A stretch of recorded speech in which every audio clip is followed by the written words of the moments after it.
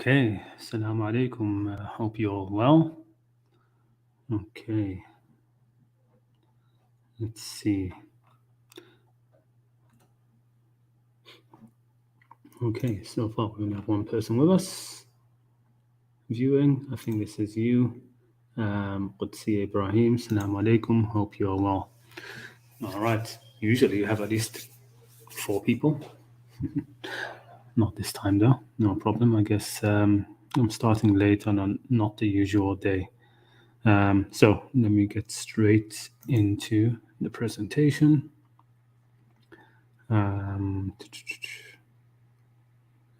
Share screen. I'm using a slightly different program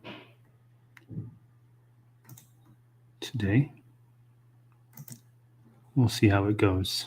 Okay, we do have 4 people with us. I guess I just had to refresh. Okay.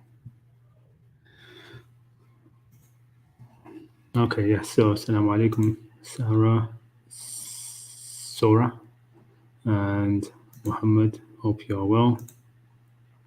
You'll have to excuse me if I cough a little bit during this. Still not able to shake off this sickness. Not quite anyway. I'm feeling better all around, but still coughing quite a bit, especially at night. Anyway, so this is actually going to be quite a long presentation. So let me get straight into it.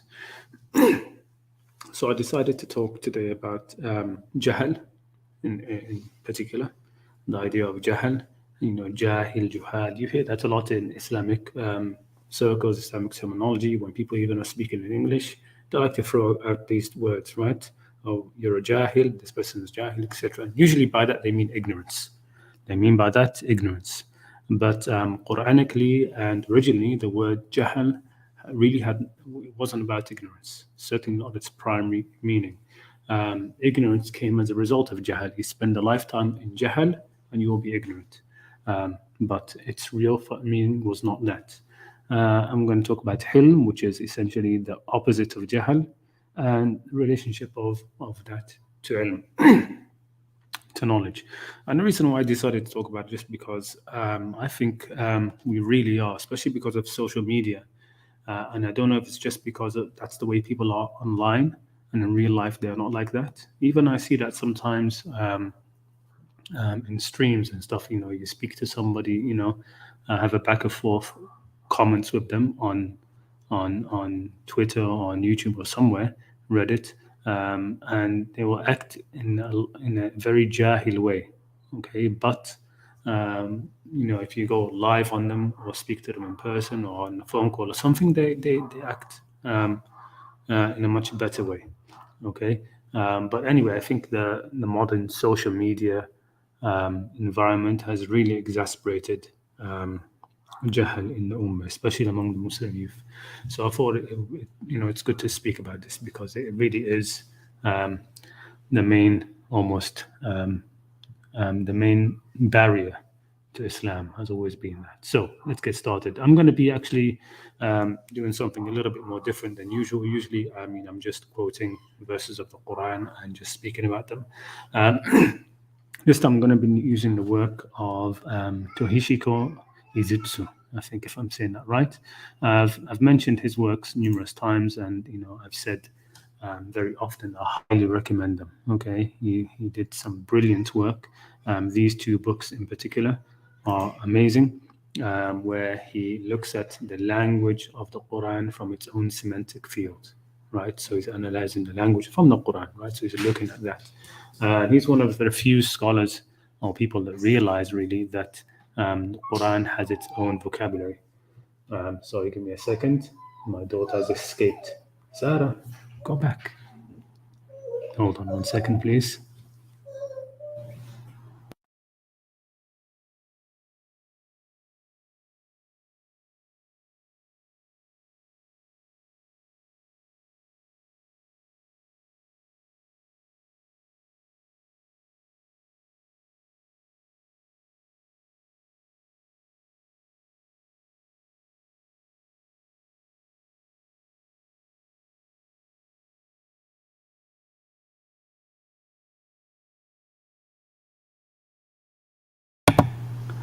Okay, sorry about that. I hope you can all still hear me and nothing was sabotaged while I was away.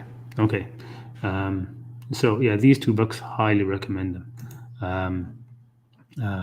Ethical religious concepts in the Quran, and God and man, that should be an and there, and man in the Quran. I wonder if I can change that on the fly. Let's give this a go.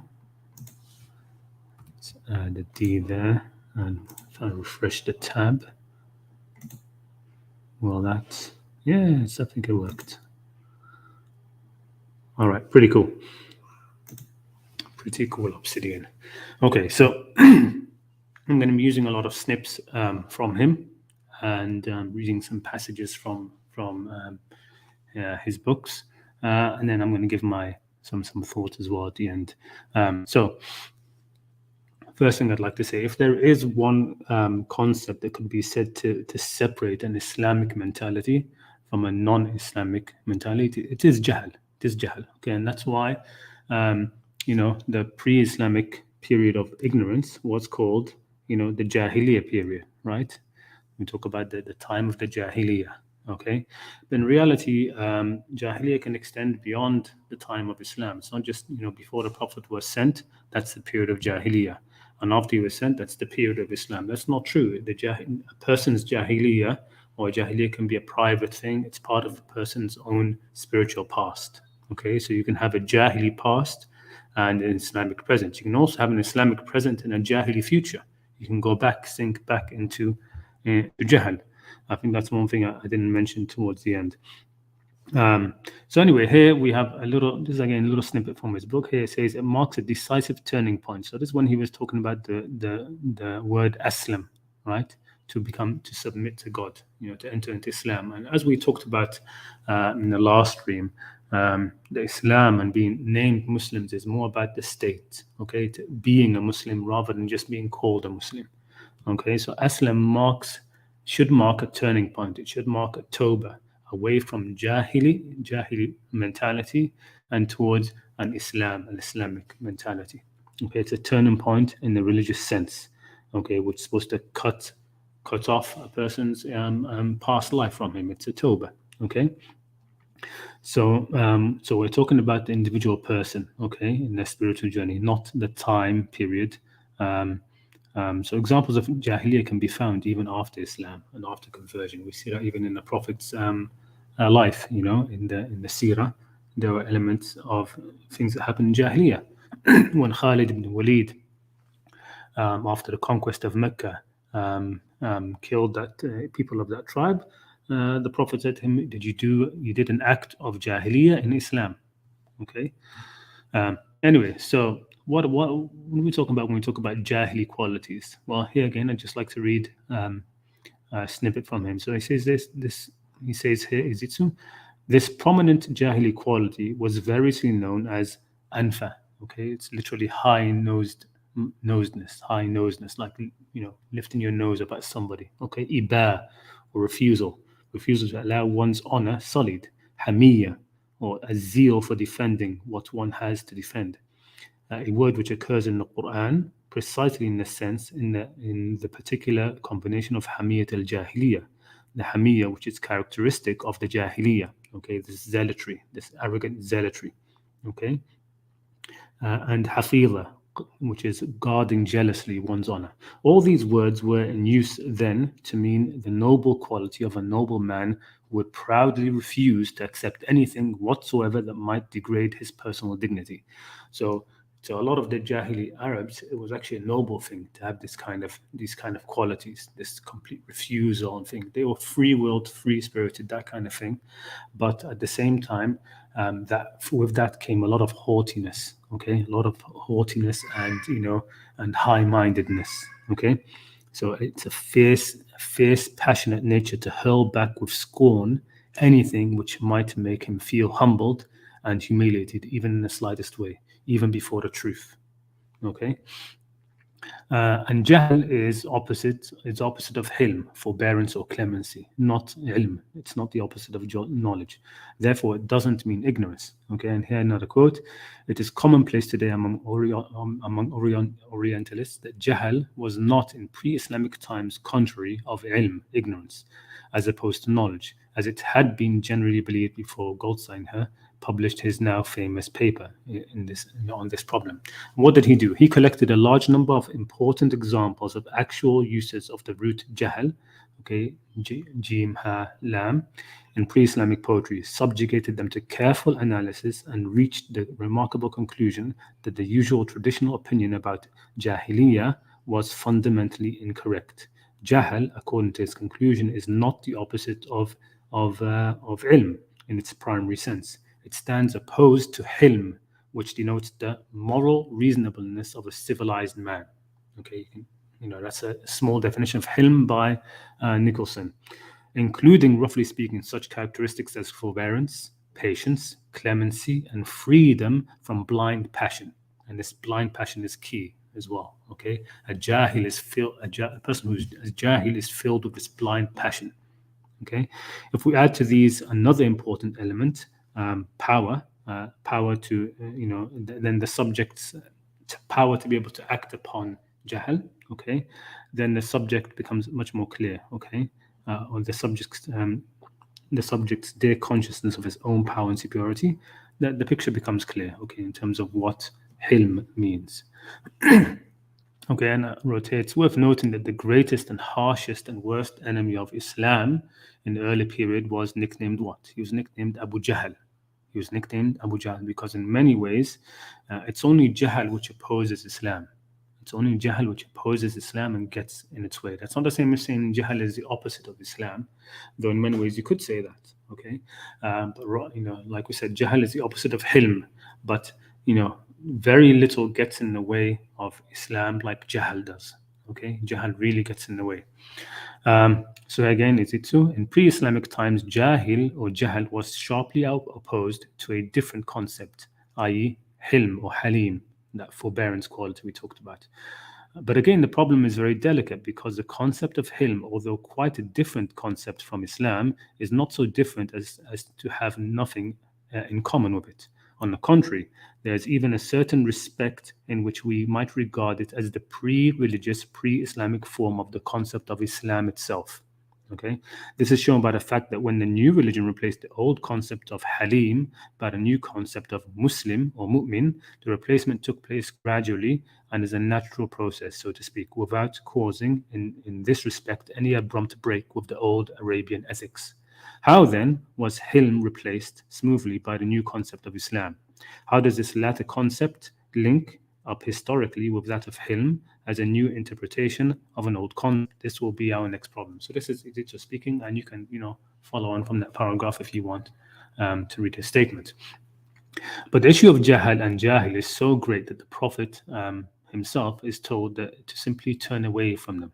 Okay, again, showing that Jahl isn't ignorance, because the duty of a messenger is, of course, to teach. Okay, he is duty bound to teach the ignorant. He has to teach people. Okay, but he's told to turn away from the Jahil, from the Jahil. Why? Because the Jahil is unteachable even by a messenger. Okay, the Prophet is told, خُذِ الْعَفْوَ وَأْمُرْ بِالْعُرْفِ وَأَعْرِضْ عَنِ الْجَاهِلِينَ. Take hold of forgiveness or afu, and enjoin the ma'ruf, the known good things, and turn away from the jahilin. Don't even bother with them.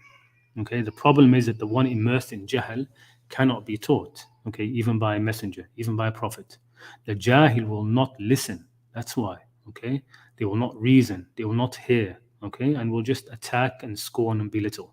Okay, he has no hilm through which knowledge can reach him. Okay, in order to gain some amount of knowledge, you have to have some forbearance.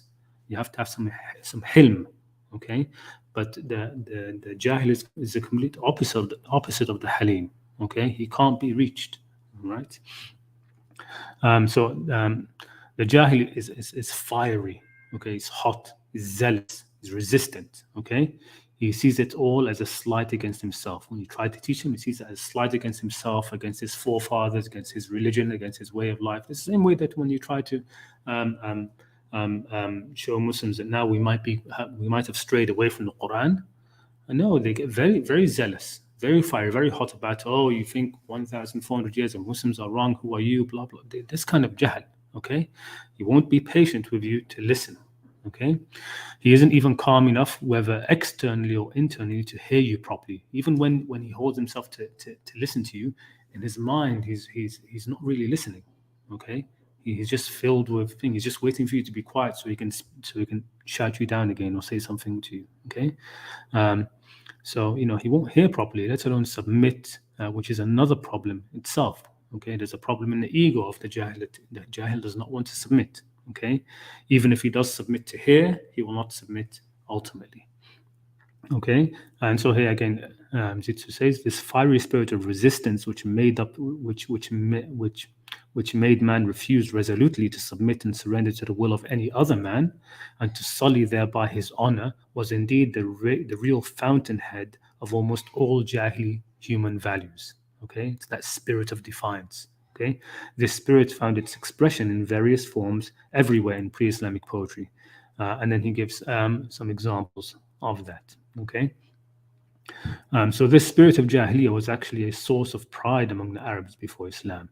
It has returned now. I'm saying it has returned among some Muslims. Okay, it is that haunty gangster Muslim youth that you see around nowadays. Okay, who have pride in their numbers, right? And they talk down to others. Okay, they are zealous beyond hearing. Okay, and act thuggishly as well. Okay, you see that now. Muslims, a lot of the you see that the Muslim youth acting very thuggishly online and being proud of that, right? As one of them famously said, we're proud of it, right? And they take pride in it and think it is noble to be so worked up, to denigrate and insult and belittle, right? This is all jahl.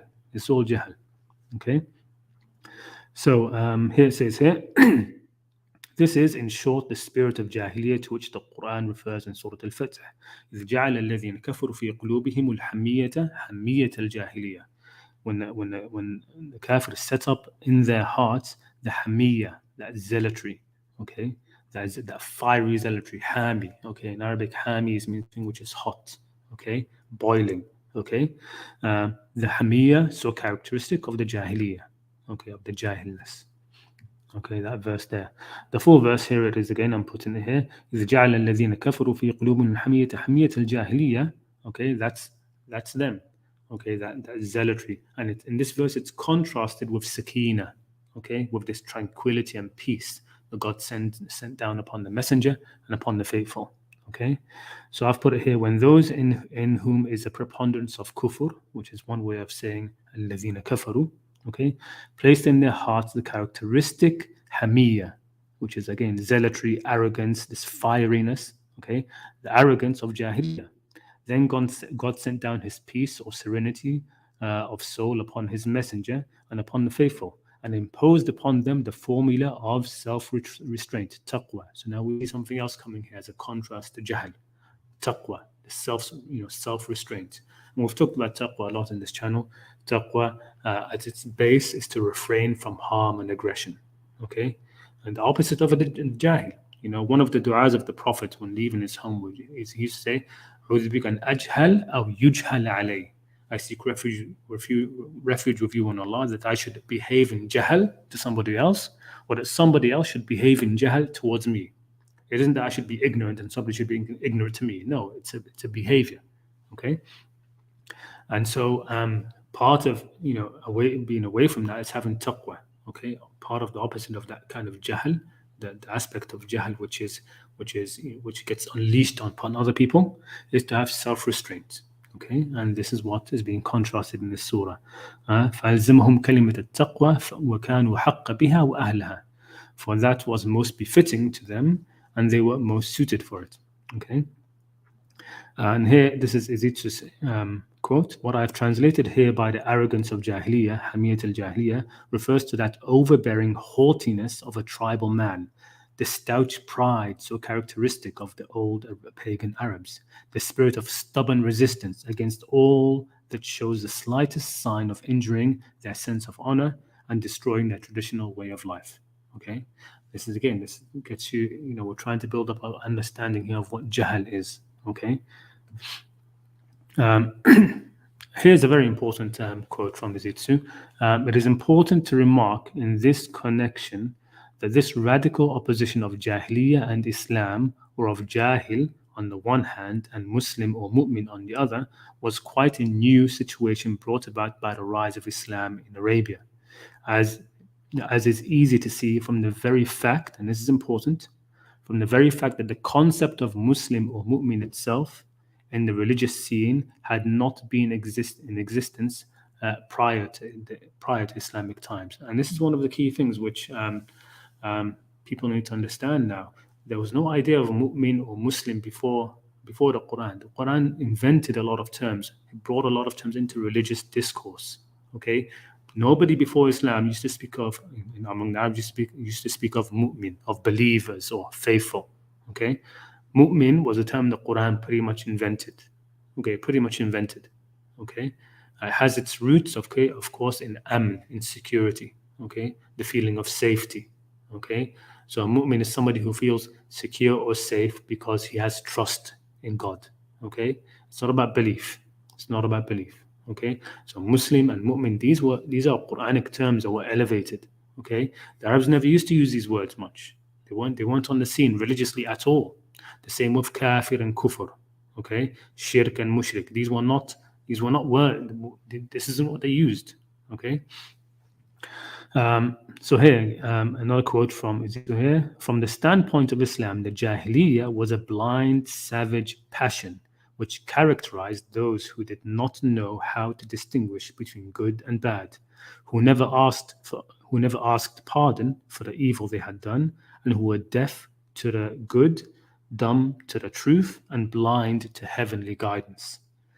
And it was this dark, blind passion that had inspired endless blood feuds and caused countless miseries and disasters in the history of the pre-Islamic Arabs. Okay, so this is the period of Jahiliyyah and the mentality of Jahl. Okay, now bringing the attention back to Jahl and Hilm. Okay, Jahl and Hilm, its opposite. Let me go back a little bit.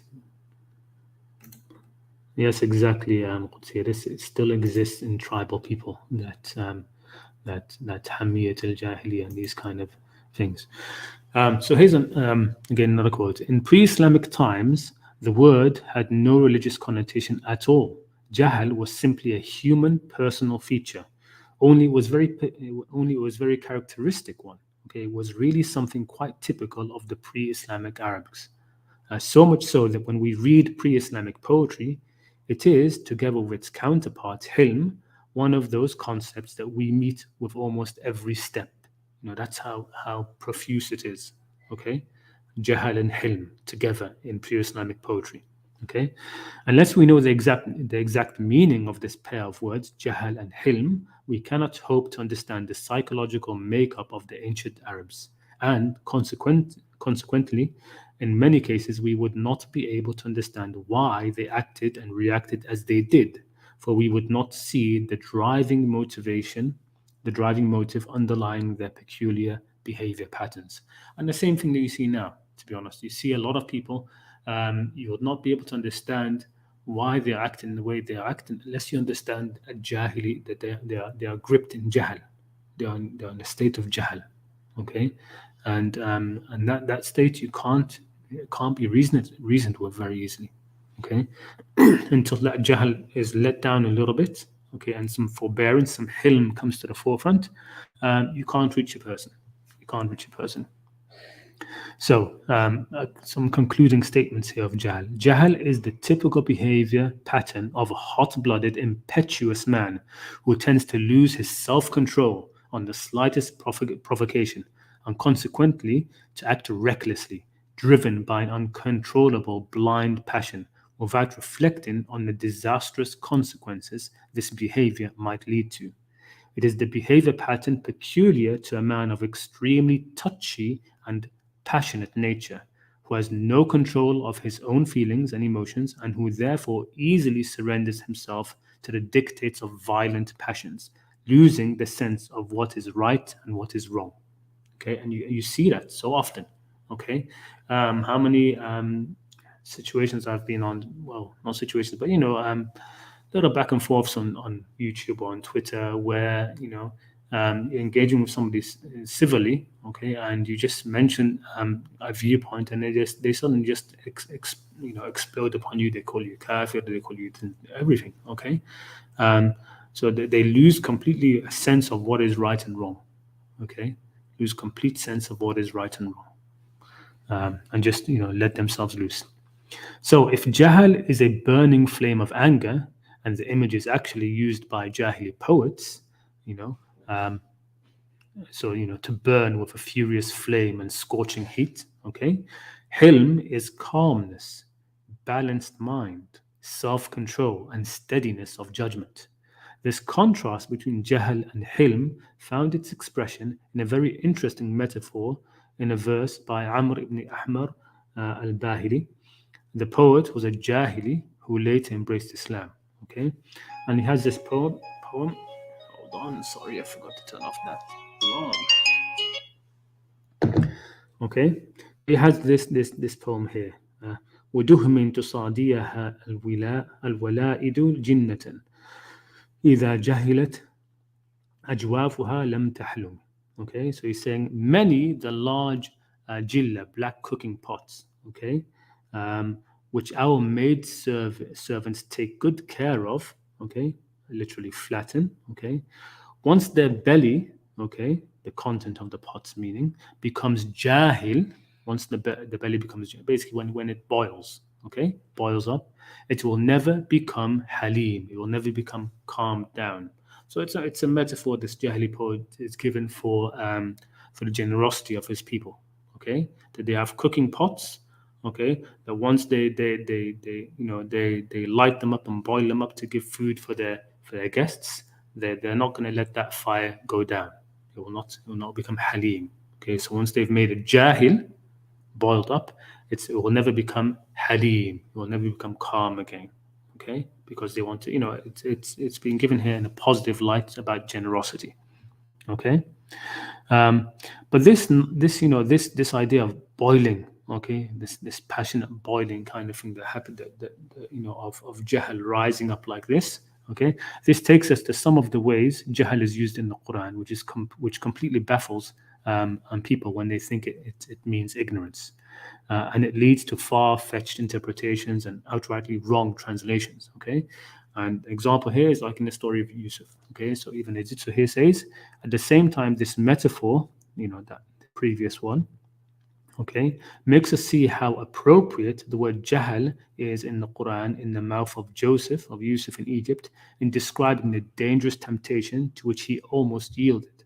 Okay, so what is that? Okay, he said, قال رب السجن أحب إلي مما يدعونني إليه وإلا تصرف عني كيدهن أصب إليهن وأكون من الجاهلين. Oh my Lord, he cried, I would sooner be cast into prison than do that which these women urge me to do.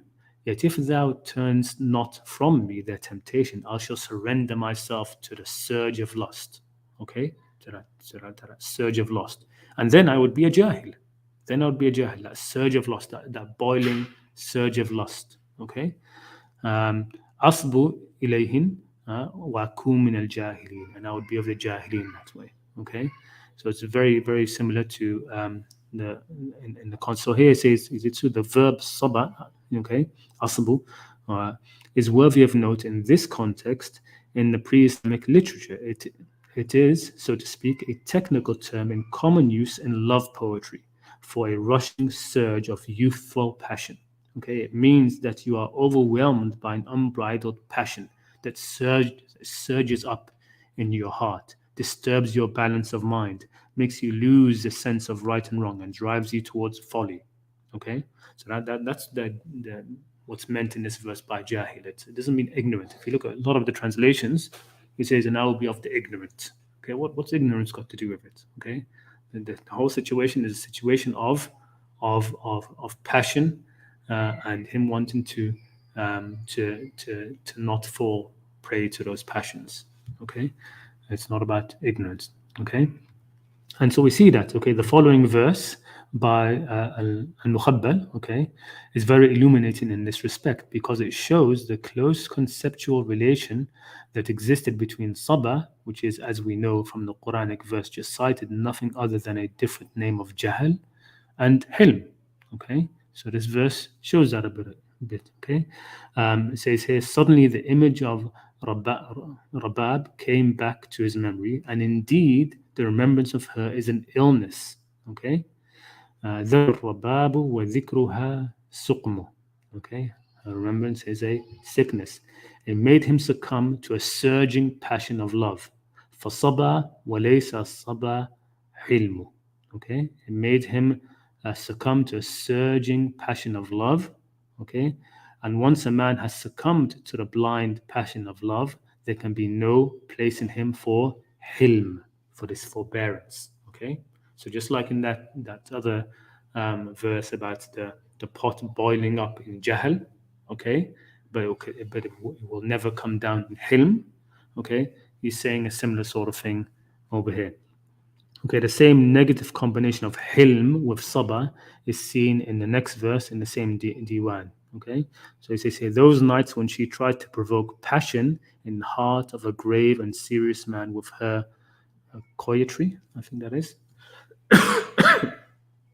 Okay, so we see this as well, this idea of this unbridled passion and these kind of passionate things being linked with Jahl in the story of Lut. Okay, so in the story of Lut says, وَلُوطٍ إِذْ قَالَ لِقَوْمِهِ أَتَأْتُونَ الْفَاحِشَةَ وَأَنْتُمْ تُبْصِرُونَ.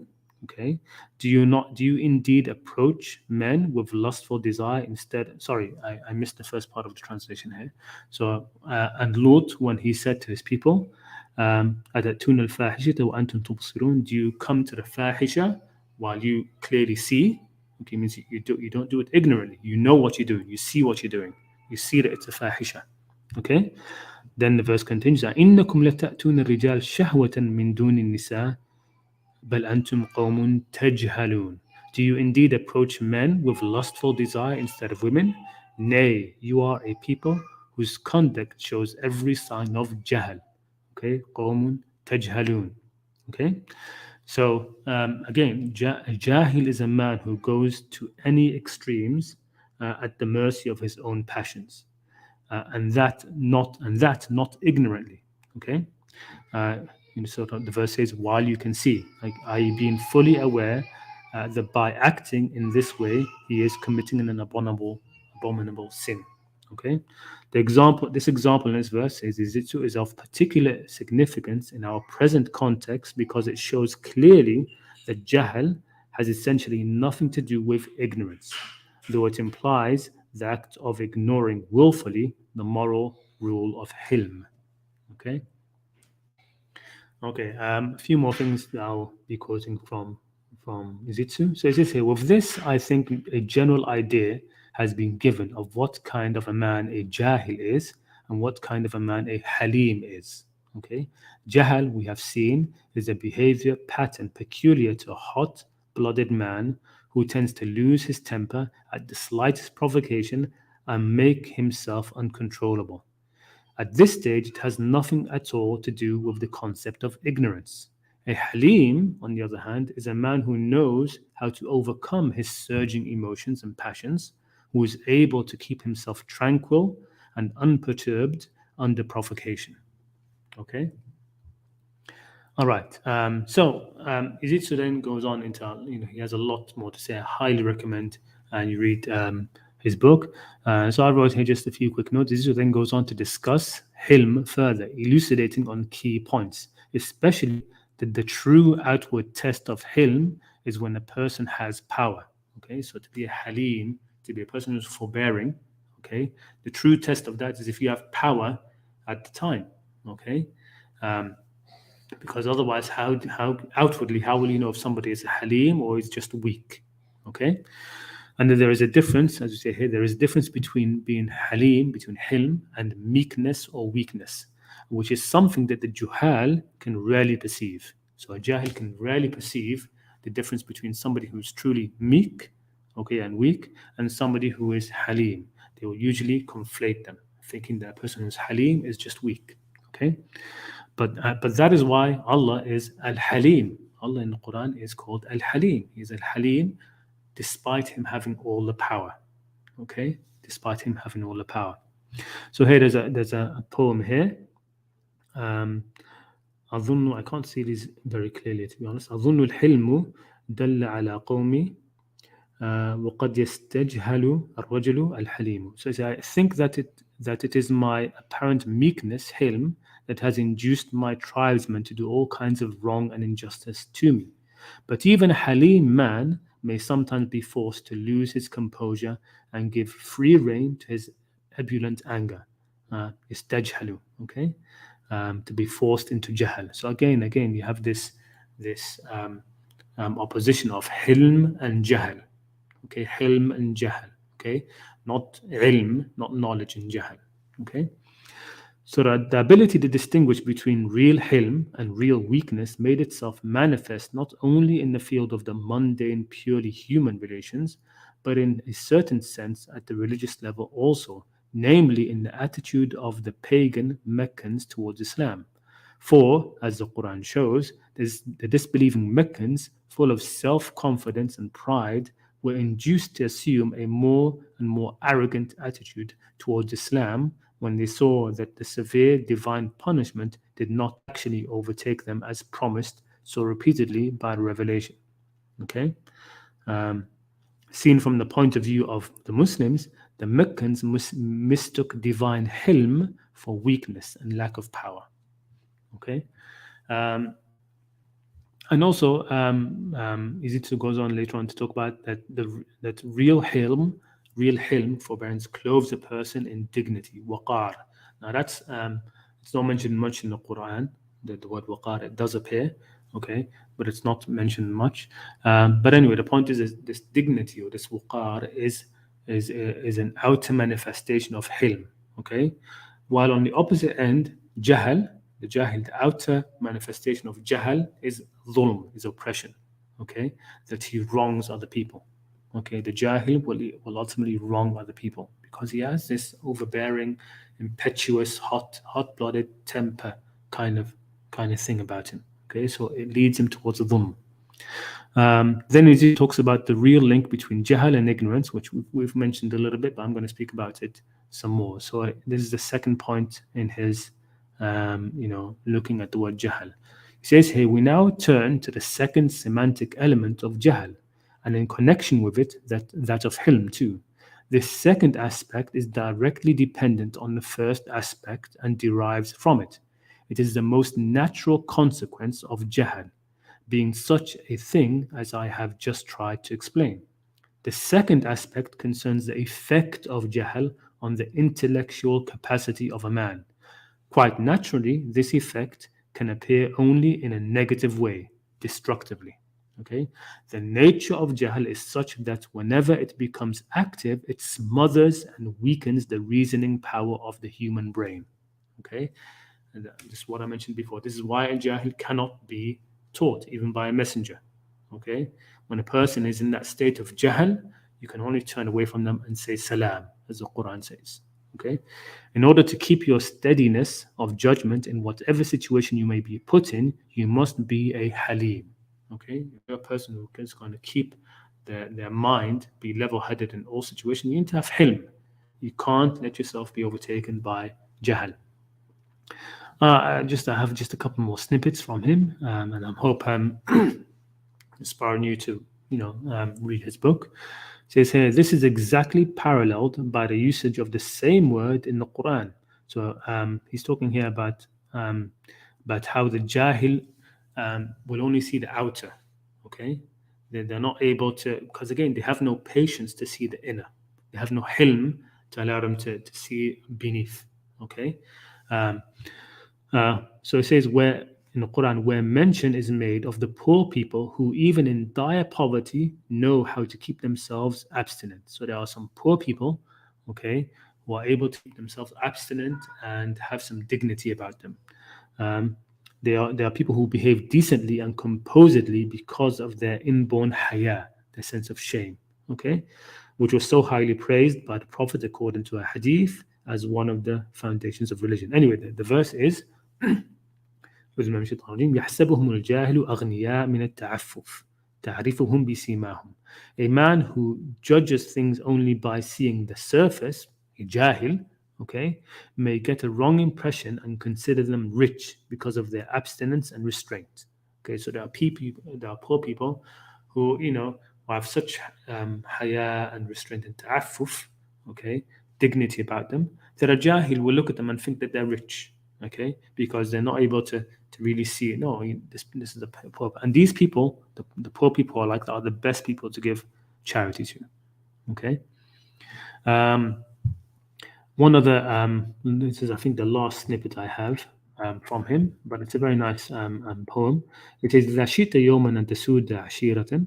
If you ever want to rule people as their chief, then rule them not with rashness and abusing, which are the opposite of hilm. So anyway, let me read the Arabic. I think it's clear. فإذا شئت يوما أن تسود عشيرة فبالحلم سدهم. Okay, if one day you wish to lead the people, then lead them with hilm.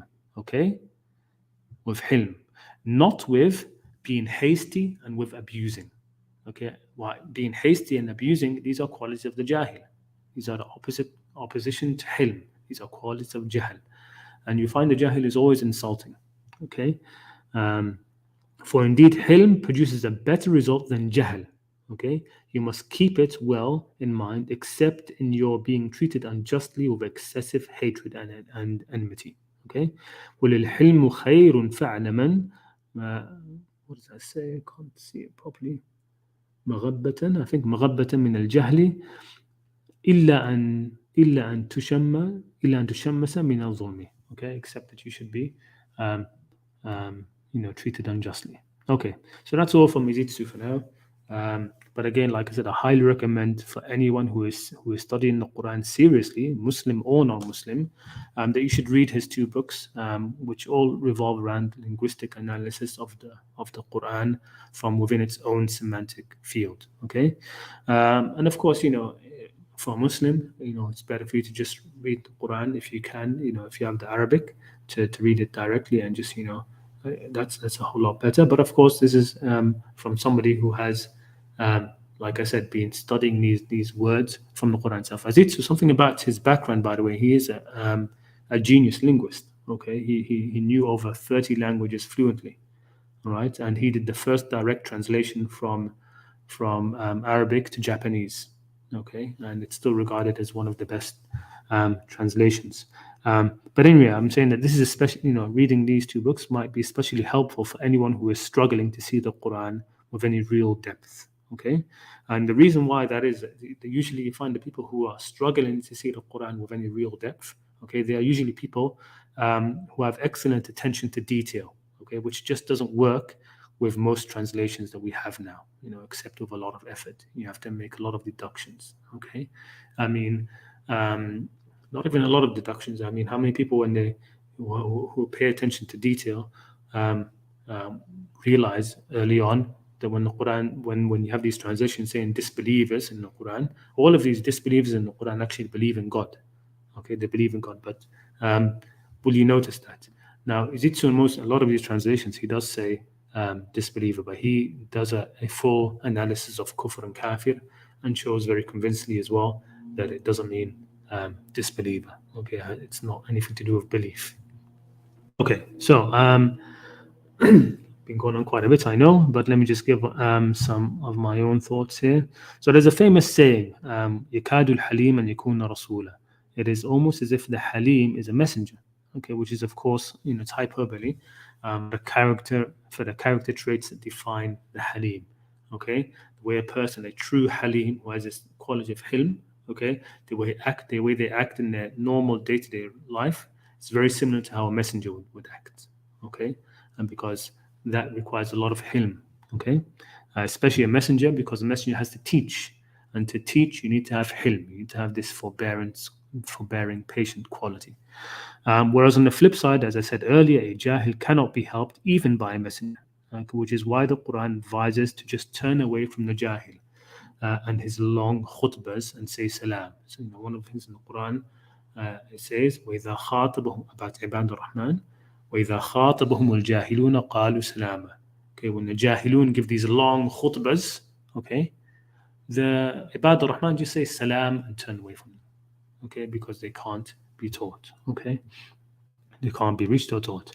The Jahil is only ignorant. So why do we say sometimes the Jahil is ignorant? Well, a person who lives all his life as a Jahil, he will never learn, okay, so of course he will be ignorant, okay. The Jahil is only ignorant because of his past Jahl, which has prevented him from learning, okay. A lifetime of Jahl creates a completely ignorant person, and that's the real link between Jahl and ignorance, okay.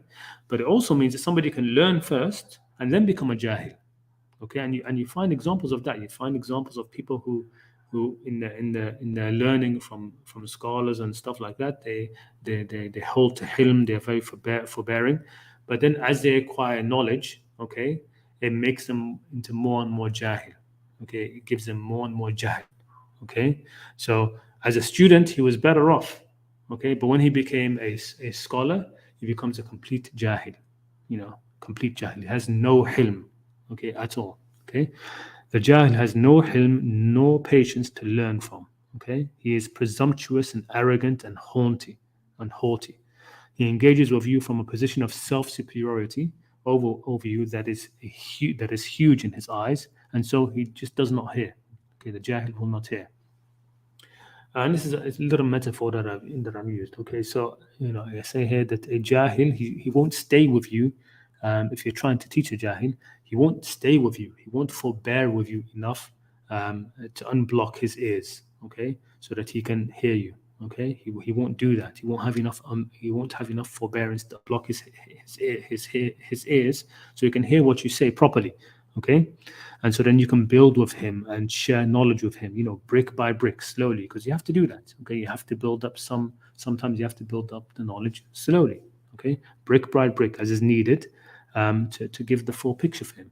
Instead, you lay one brick down in its place and he attempts to just kick it away, okay. You lay another brick and he kicks it away, okay. If you get a window of opportunity where his Jahl has abated a little bit in favor of some Hilm, okay, then he isn't even listening properly, okay. All his energy and willpower is in trying to control his Jahl, okay, just waiting for you to be done speaking, so then he can just start kicking around thoughtlessly again, okay. And if you try to hurry, okay, if you get this window of opportunity and you try to hurry and explain quickly, okay, before he erupts in his own Jahl again for his own sake, if you try to do that quickly, because you're human, you might make a mistake, okay. You might not lay down a brick properly when you're explaining something, okay. And then, oh boy, he quickly erupts and mocks and will never live it down, okay. He takes a hold of that one thing and he just won't let it down, okay. He declares himself the winner because he has it in his imaginary mind. In his mind, he has this imaginary thing where he thinks you're fighting against him, that you're competing, okay, rather than an actual search for truth and trying to learn from each other, okay. But he's not interested in learning from you. He's just interested in winning, right? This Jahili, presumptuous, arrogant mentality, okay. And then what does he do? He just stomps through the bricks again, okay. In short, Hilm is needed to acquire Ilm, okay, while conversely a Jahil cannot be taught. I've repeated this many times because it's important, okay. If you want to learn from the Quran, you have to take a position of Hilm, okay. And if you want to learn from other people especially, okay. And Jahl can seem like Ilm to the ignorant. That's the other thing. Like I said, you can find scholars, okay, who the way they act, okay, in their Jahl, okay, to the ignorant person, he thinks, oh, mashallah, look at the way he's destroying this person, he's doing this. No, he's acting in Jahl.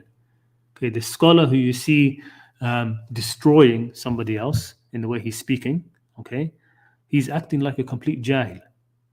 Okay, and you look at that and think it's knowledge. It's not knowledge. Okay, real knowledge brings humility and Hilm. Okay, إِنَّمَا يَخْشَى اللَّهَ مِنْ عِبَادِهِ الْعُلَمَاء. Okay, Allah says in the Quran that it's only the ulama who have true khashya of Allah. Okay, if you're talking about the real ilm. Okay, anyway, this Jahl that people mistake for ilm, it's proliferated now. Okay, you find it all around. Okay, you find it all around. One of the first instances of jahl mentioned in the Quran, this is something which Izustu oddly doesn't mention, is exactly that kind of jahl. Okay, the jahl of those speaking as if from knowledge, okay, as if they are seeking knowledge. Okay, like the Bani Israel. This is, of course, what I'm talking about here is the Bani Israel and the sacrificial cow and Musa. Okay, because what happened? Okay, with قال موسى لقومه إن الله يأمركم أن تذبحوا بقرة. Okay, and when Moses said to his people, indeed Allah commands you to slaughter a cow. What did they say? They said, do you take us in ridicule? What did he say? He said, أعوذ بالله أن أكون من الجاهلين. I seek refuge in Allah that I should be of the jahilin. Okay, that should be of the jahilin. Okay, because that, they're questioning him in that kind of way. This is jahl. Okay, this is a messenger of Allah, and he's telling them, your Lord has told you to sacrifice a cow. And they basically say, you're a joker. Okay, what do you mean, sacrifice a cow? And he says, أعوذ بالله نكون من الجاهلين. Okay, and then the next thing of what they do is also complete jahl. Okay, what did they do? They kept asking him for more knowledge. Okay, for more clarity. Okay, when what God had communicated to them was enough. Okay, that asking for more is in fact jahl. So what did they say? They kept on asking. They kept on basically saying that it wasn't clear. They said to Musa, "Id'u lana rabbaka yubayyin lana." Ask your Lord to make it clear for us. Does that remind you of anything? Those people who say the Quran is not clear, basically, okay, and they think that the Hadith needs to clarify the Quran, okay. Well, God told them to أذبحوا بقرة. That's it, and they were saying no, it's not clear enough, okay, as if the command of Allah was not clear. So they just kept on asking, clarify for us its age, clarify for us its color, clarify for us its type. Okay, we have the same issue now. Okay, even like now when it comes to salah, and often ask question. Okay, how do you pray from the Quran? Well, Allah didn't show. He told you to pray. Okay, aqimus salah. Okay, aqimus salah, and you want to ask how many raqat, how many time, how many this, how many? No, do what Allah has commanded. If'alu ma tu'marun, as Musa said to Bani Israel in these same verses. Okay. He says, فَفَعَلُوا مَا تُؤْمَرُونَ. Do what you're commanded. Okay, so we see the same jahl regarding the Quran now, and those who think the Quran is not clear enough for guidance, but needs further clarification by the messenger. Okay, and I'm engaged with these kind of discussions all the time. Okay, you ask the person, is the Quran enough for guidance? They say no. What can you do with that? It's jahl. Okay, further clarification for the messenger is only needed for the jahilin. Okay, those in jahl regarding the Quran, they think the Quran is not clear enough.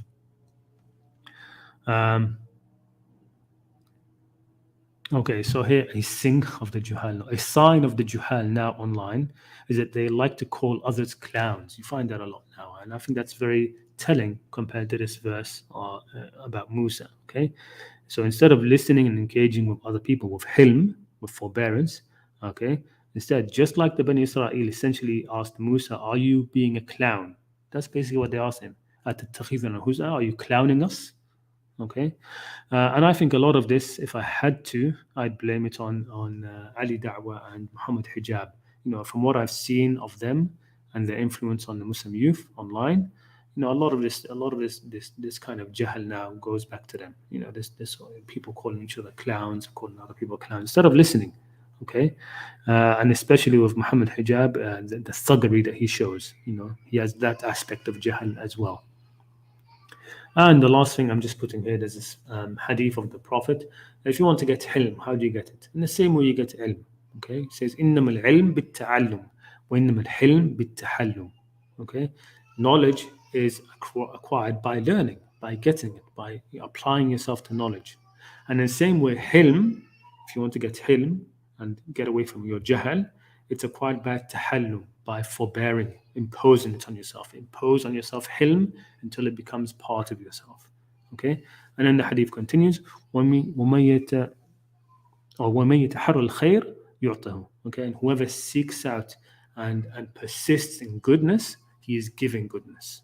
Okay? Just like if you persist in being honest, okay, eventually your heart it's the alchemy of the heart. your heart becomes something of honest. Then it becomes difficult to lie. Okay, if you're a liar, it's easy for you to lie. If you force yourself to all the time speak the truth, eventually that becomes part of your nature, and then it becomes difficult to lie. Okay, and which is why here again, وَمَن يَتَّقِ الشَّرَّ يُوقَهُ. Right, and whoever has taqwa of the evil, or of the evil, I mean the evil qualities, you stay away from the equalities, you stay away from the evil qualities. Okay, like jahl. Okay, eventually you will become safe from jahl. It will not be part of your nature at all. Okay, all right, so that's it. A long presentation, I know, but I did warn you in the comments section. All right, okay, let's get to the comments and see if anybody has anything to say. And I don't have anybody backstage, but let me put the invite link. I don't remember if I did put it on. So if anybody would like to come on and share any insights that they might have from any verses in the Quran, a reminder again that this live stream and this series of Caravan of Qur'anic Contemplation, its purpose is really to encourage other people to contemplate the Quran. And what I would really like is for people to come on and share any insights that they have in any verses of the Quran, any contemplation they have. It doesn't have to be, by the way, it doesn't have to be Muslims. It can be non-Muslims if they think something is wrong or mistaken in the Quran. I've taken it upon myself here that I'm whatever you share, I'm not going to knock it down or say this or the other. I might just ask questions to clarify, but it's really just for people to share any insights they may have in the Quran. Okay, so Hector, insightful presentation. Yes, you're welcome. Anytime.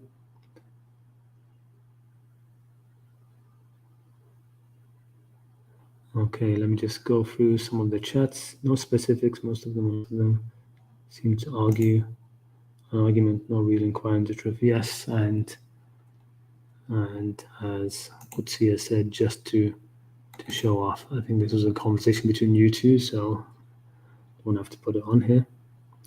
Breadwinner, first time I've seen you here. Assalamu alaikum, and hope you're well. So it's the book, the title of the book. Let me actually go back to the title. There's two books by him, which are highly again recommended. Ethical religious concepts in the Quran and God and Man in the Quran. Okay, by Toshihiko Izustu. Okay, these two books highly recommend for anybody who is struggling with the translations of the Quran. So because he really does go into a lot of Quranic terms from the Quran's own semantic field, and occasionally bringing up Jahili poetry. But I mean, he's one of the few who understands really that the Quran reinvented a lot of the terms. So there are some Jahili terms, okay, which the Quran took and sort of reinvented in its own lexicon. Okay, and you find that, okay, every author will use language in their own way, to a certain extent. Okay, it's one of the greatest mistakes to think that the Quran was revealed in the language of the pre-Islamic Arabs. It wasn't. Okay, it wasn't revealed in the language of the pre-Islamic Arabs. You don't need to go back to the pre-Islamic Arabs and find exactly how a word was used there and say in the Quran it's exactly the same. That isn't the same. Okay, not always. Okay, a lot of the times the Quran is improving things and giving its own connotations to certain words. Okay, which the Arabs didn't have. Okay, there are some things which the Arabs considered to be they gave negative connotations, and the Quran gives it positive connotations. Okay, and the key vocabulary for the Quran's for the message of the Quran, the Quran is completely self-sufficient in defining them. Completely self-sufficient. So all of these people now also they argue when you throw down the ridiculous argument that how are you going to who transmitted the Quran? The same people who transmit Hadith, which is nonsense. And if anybody hasn't seen my Twitter thread on that, you can see that. Some of them also say, because in that video that I responded to, they also say, okay, the Arabic language, who preserved the Arabic language with which you understand the Quran? No, the Arabic language is not preserved. First of all, it wasn't preserved in the same way as hadiths, okay? And anybody who thinks that the first Arabic dictionaries were a list of narrations is just doesn't know what they're talking about, okay? But more importantly, the Arabic dictionaries were written long after the Quran, and they were influenced by some of the times they're influenced by negative by wrong ideas. They were influenced, for example, by hadiths. Some of the word, the definitions that are given there are influenced by narrations which are false. Okay, um, and they were written still quite a time after the Quran. Okay, and language changes. Okay, language changes. People think that, oh, you learn your language from your parents. You don't. You learn your language from your parents. People learn the language of their peers. Okay, Noam Chomsky has a lot to say about that. Generally, people will always speak the language of their peers. Children will speak in the accent and the language of the other children around them. Okay, you notice that if you have your own children. Okay, at a young age, yes, in the early years, they learn language from their parents. But after that, as soon as they start mixing with other children, they speak the way they do. Okay, they speak the way they do, and that's it's one of the ways in which language has been imprinted on the human being. One of the things the Quran says, Ar-Rahman, خلق علمه البيان خلق الإنسان علمه البيان. He imprinted upon him the ability for language, and the human being is par excellence the creature of language. But anyway, I think I went off on a bit of a rant there. But he does understand that. He does understand that that the language of the Quran is not the same as the language of the pre-Islamic Arabs. Okay, and the Quran is muyassar. It's for a book its size. It has such little vocabulary. Its vocabulary is very very low count. Okay, very low, because it's intended to be. Because God wanted to make it easy, right? The idea that people say that there's nothing, you can't get anything more eloquent than the Quran. It's at the height of eloquence. No, God did not intend it to be at the height or the perfect of eloquence. If God wanted to reveal a book which was, at the height of eloquence, it would be far superior to the Quran. So much more. Okay, the Quran, God sent it to be easy because its goal is to be for all of humanity as a dhikr. Okay, it's not meant to be something which only the most eloquent of people or the best. You have to have a high level of language to understand. You don't have to have high level of language to understand the Quran. Okay, there are some very few big terms. Okay, upon which the Quran is giving you the whole ethos. All of the dhikr is built around it. Okay. And I think I don't know if there's a study about that. The language density of the Quran, if I can use that term. Because a lot. Even when we talk about like I said, it's got not a lot of vocabularies in the Quran.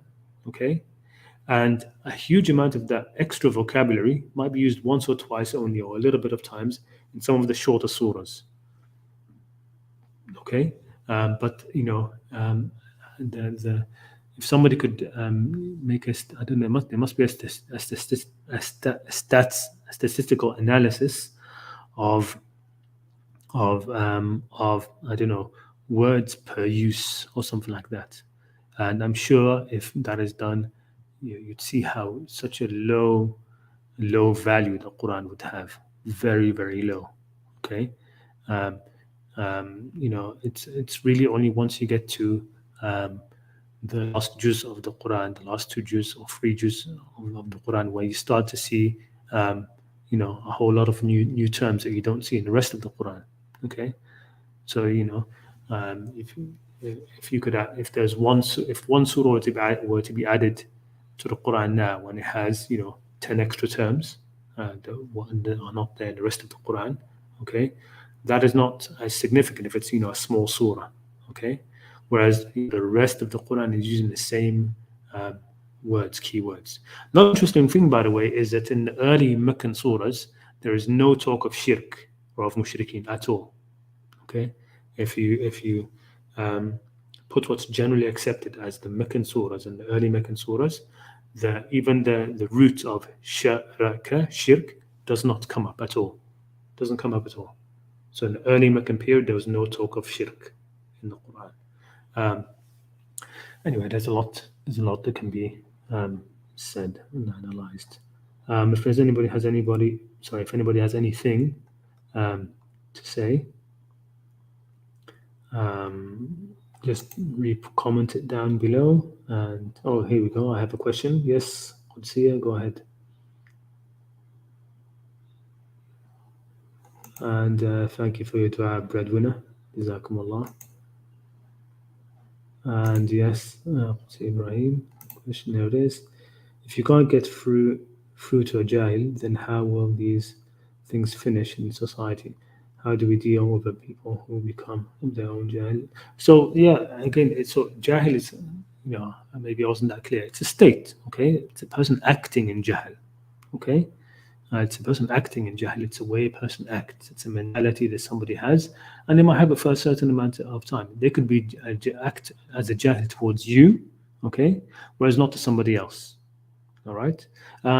Interesting thing that again, I was having, I wrote a thread on Twitter a few days ago, and in some of the discussions there, because my position defending there was I was of course trying to disentangle that mantra of those who preserve the Quran are the same ones who preserved the Hadith, which is not true. Okay, so in the talk over there, I was and in my initial tweet, I said, look, I defend the Quran alone position, even though I'm not one of them. Okay, I'm not Quran alone. Okay, I do accept certain hadiths. Okay, but the Quran on its own by itself is more than enough. Okay, not even all of the Quran, just a few surahs of the Quran are more than enough for guidance, more than enough to take you to Jannah. Okay, so I would ask people that, and they would say no, absolutely not. So some people reply that. You ask them, is the Quran, God's book, which you consider a miracle, enough to guide a person to Jannah? They'll say no, right? But those same people, okay, I'm sure, okay, you will find them in other places talking about how Imam al-Shafi'i said this amazing piece of wisdom.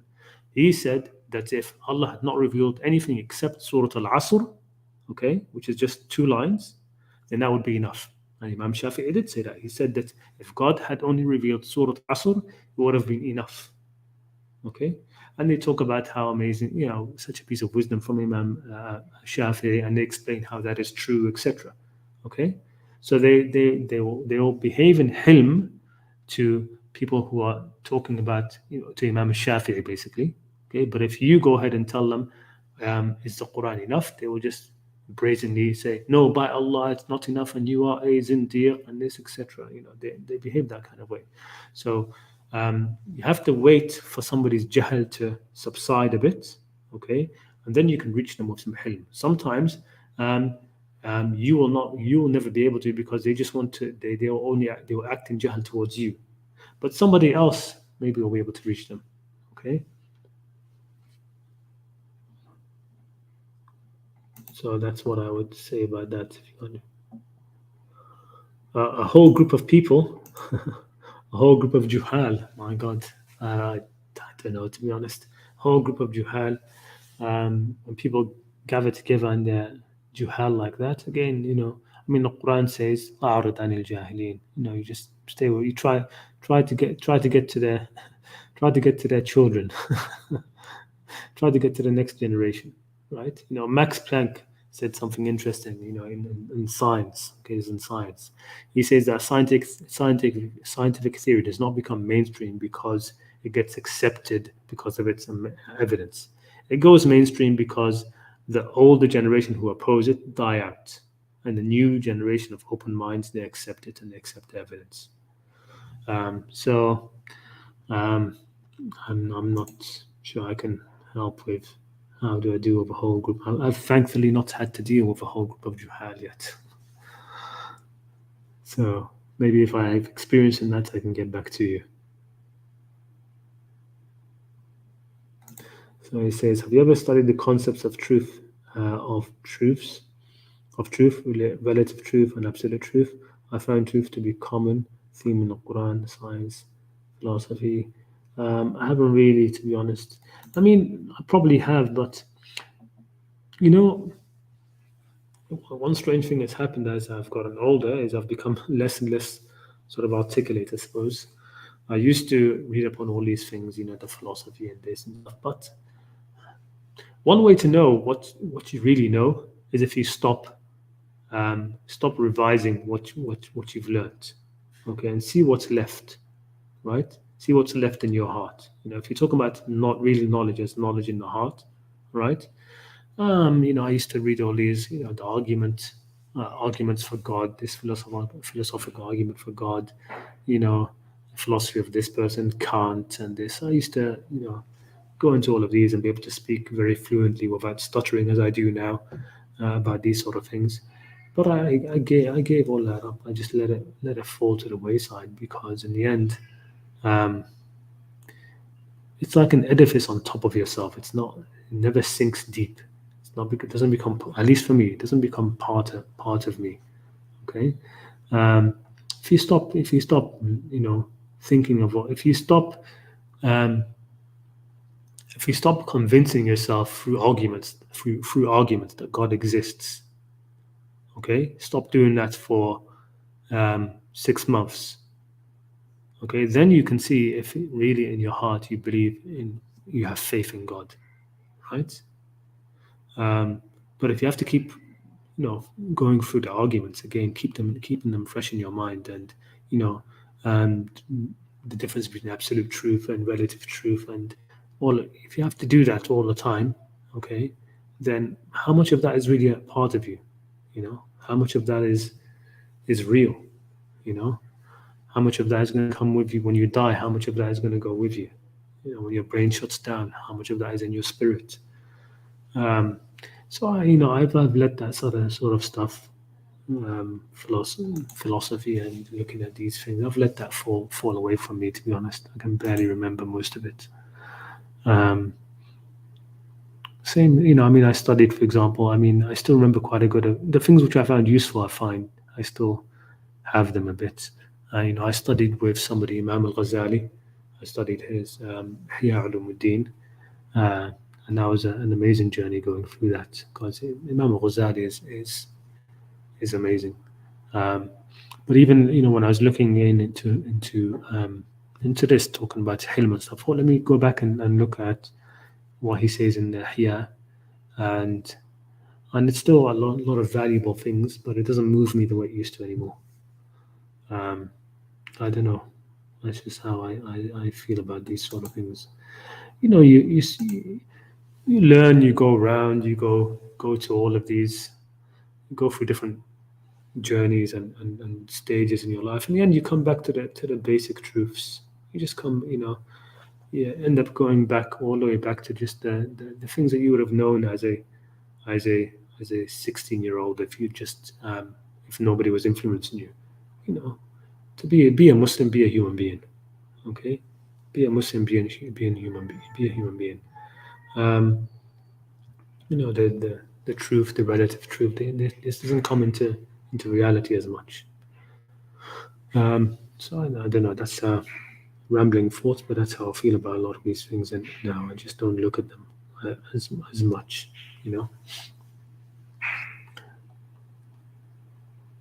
Okay, let's see. Do we have any other comments?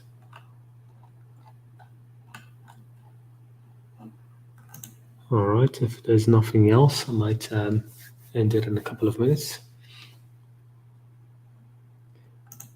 I think we so-called Muslims are Bani Israel. Yeah, that one of the hadiths which I accept is that the Prophet said that you will follow the way of those before you, right? Step by step, right? Handspan by handspan until if they entered the hole of a dangerous lizard, you would enter there as well. And this has Qur'anic backing. Okay, لا تتبعوا خطوات الشيطان. Don't follow the footsteps of shaitan. Okay, and there's another verse which slips my mind right now. لو فاستمتعتم بخلاقكم كما استمتعوا بخلاقهم. So there's that verse as well. That in the end, if Shaitan is there and he has the same tricks and he has the same things, and the Ummah has followed in those same steps in a lot of ways, unfortunately. But yes, certainly, close to Bani Israel in a lot of ways.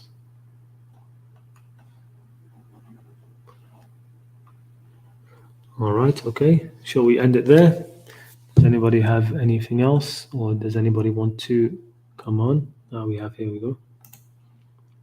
Not so much to go into the depths of philosophy, etc., but more so about the Quranic concept of truth.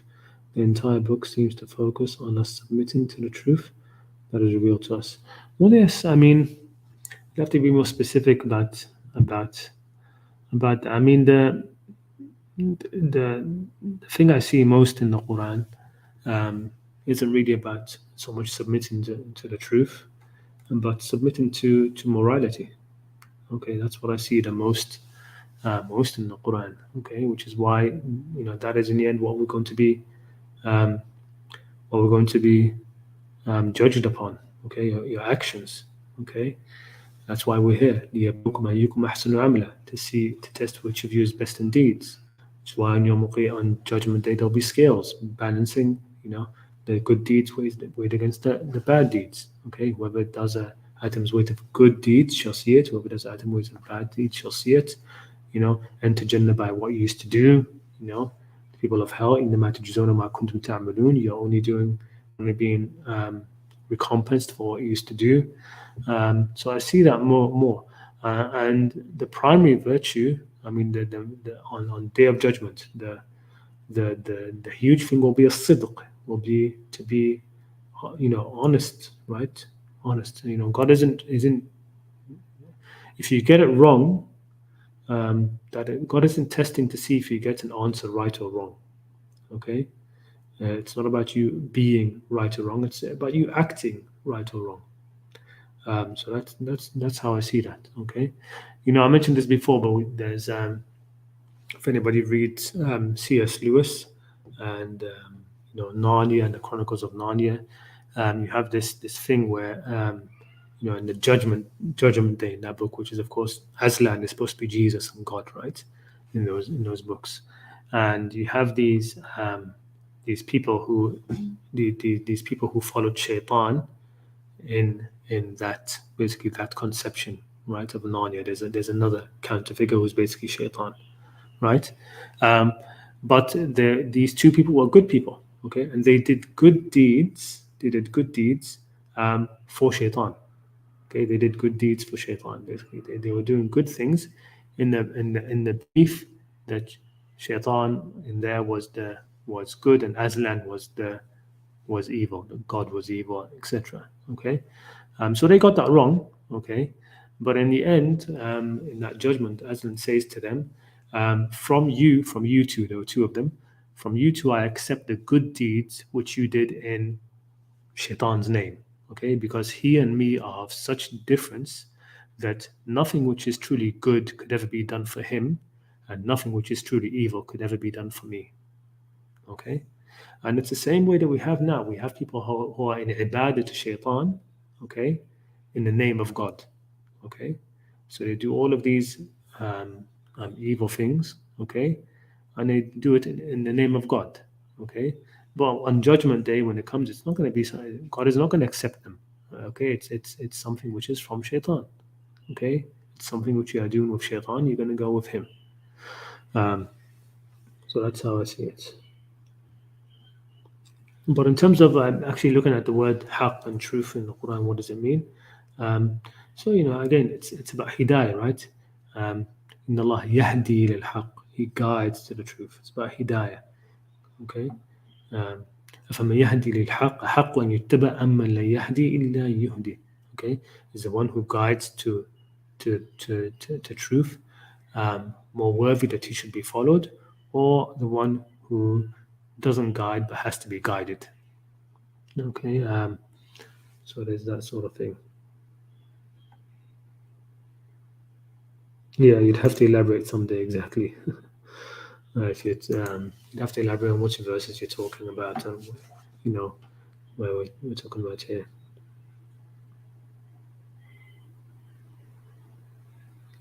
All right. KC, let me just see this quickly.